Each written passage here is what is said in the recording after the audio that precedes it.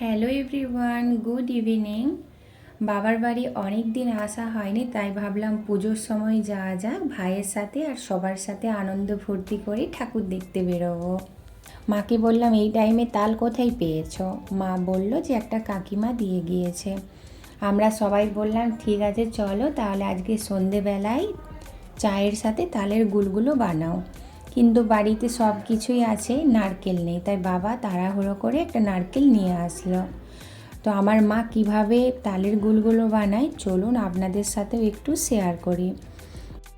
তালটা পাকা ছিল তাই পিউরি বার করতে খুব একটা অসুবিধা হচ্ছিল না।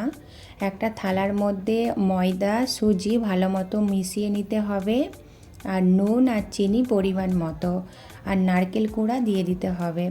সামান্য তালের পিউরি দিয়ে অল্প অল্প করে ভালোভাবে মিশিয়ে নিতে হবে।